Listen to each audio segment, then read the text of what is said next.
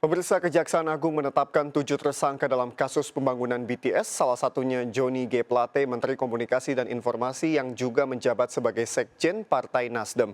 Aliran uang korupsi tidak hanya mengalir pada perusahaan dan perorangan, namun juga diduga mengalir ke partai. Dan berikut liputan Tim Delik RCTI.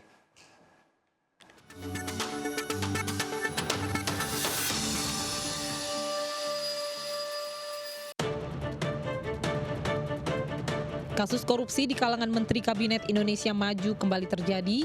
Kali ini menyeret mantan Menteri Komunikasi dan Informatika Johnny Gerard Plate yang ditetapkan sebagai tersangka oleh Kejaksaan Agung pada pertengahan Mei lalu.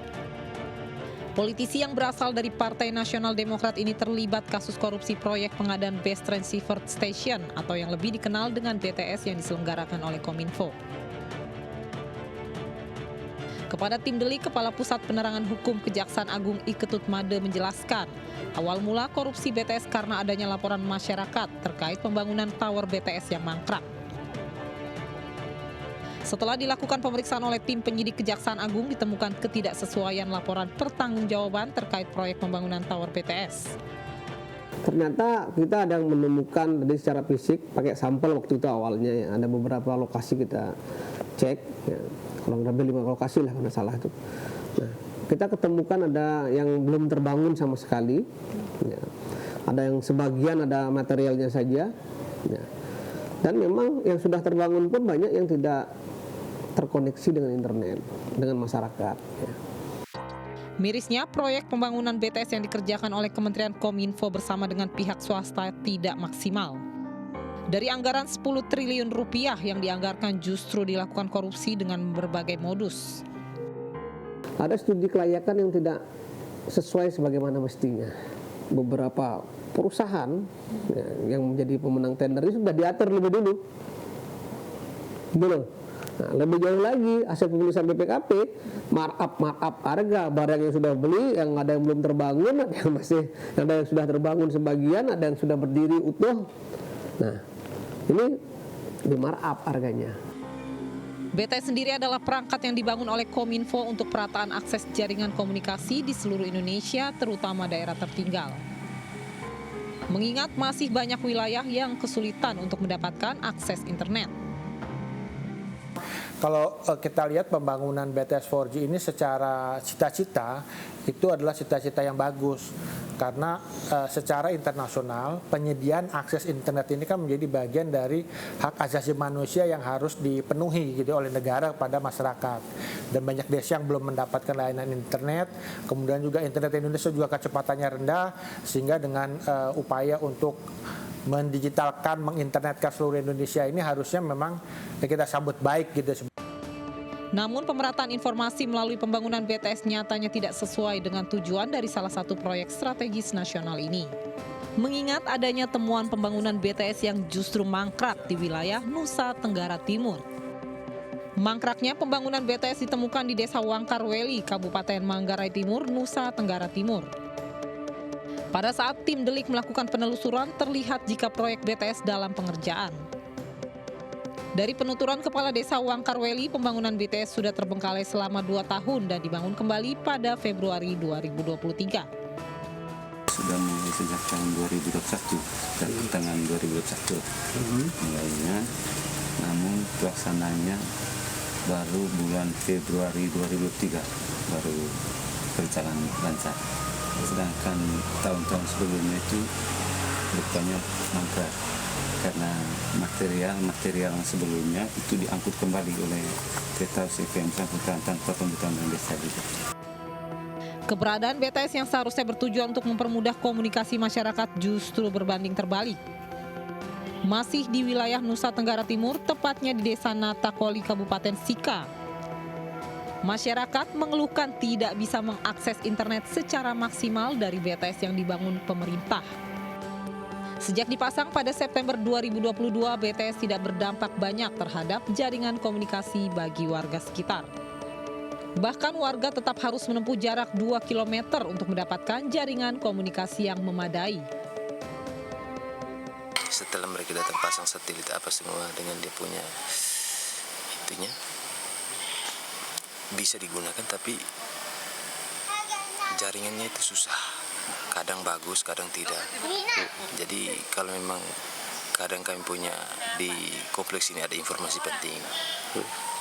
Itu kami kalau memang di sininya kurang bagus, kami harus lari ke aset desa punya wifi di bawah. Kalau memang di bawah juga lampunya mati, kami harus larinya ke Habibollah, baru kami bisa dapat informasi. Berapa jauh itu? Sekitar 2 kilo. Besarnya efek domino yang disebabkan korupsi pengadaan BTS ini menunjukkan jika memang proyek pemerintah seringkali menjadi sumber dari kerugian negara yang justru dimanfaatkan sejumlah pihak untuk melakukan korupsi. Konten dari proyek ini adalah proyek ugal-ugalan. Jadi ya makanya tadi pekerjaan fiktif, pekerjaan terlambat, pekerjaan yang sebenarnya tidak layak dibayar tapi dibayar. Proyek pembangunan strategis nasional yang seharusnya berdampak kepada masyarakat justru menjadi proyek bancakan bagi sejumlah pihak untuk mendapatkan keuntungan dengan cara yang haram. Lalu apa peran dari para tersangka dari kasus korupsi pengadaan BTS ini?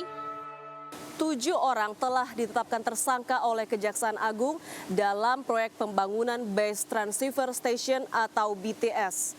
Proyek ini menargetkan pembangunan tower BTS sebanyak 4.800 tower. Namun sejauh ini yang terbangun baru sebanyak 985 tower yang sayangnya terbengkalai dan juga tak dapat digunakan. Proyek pembangunan BTS ini digadang-gadangkan dapat memberikan layanan internet 4G ke sebanyak 7.904 wilayah desa yang masuk dalam area 3T, yaitu area terdepan, terpencil, dan juga tertinggal. Akibat adanya kasus korupsi ini, masyarakat yang tinggal di wilayah 3T terancam tertinggal tanpa adanya jaringan internet. Korupsi proyek pembangunan BTS jaringan 4G sejatinya memiliki tujuan baik, memberikan akses bagi warga yang tinggal di daerah terluar negeri ini dengan memperluas jaringan komunikasi melalui sinyal internet. Dari proyek BTS ini, besar harapan wilayah di 3T bisa terhubung oleh jaringan telekomunikasi. Sayangnya anggaran proyek diduga menjadi ladang mengeruk keuntungan pribadi. Lagi-lagi kursi menteri terguncang dan menjadi tersangka. Rencana pembangunan tower jaringan internet dimanipulasi hanya untuk mengumpulkan pundi-pundi rupiah. Dari sekian ribu, ternyata hanya sekian ratus yang dibangun. Artinya apa? Ada sekitar lebih dari 50% itu yang tidak dibangunkan. Nah celakanya, tidak dibangunkan itu laporannya dibangun. Kejaksaan Agung telah menetapkan 7 tersangka dalam dugaan kasus korupsi pembangunan tower BTS 4G. 7 tersangka memiliki peran berbeda. 4 tersangka merupakan pihak swasta, diantaranya Galumbang Menak Simanjuntak, Mukti Ali, Irawan Heriawan, ketiganya menjabat sebagai direksi di perusahaan.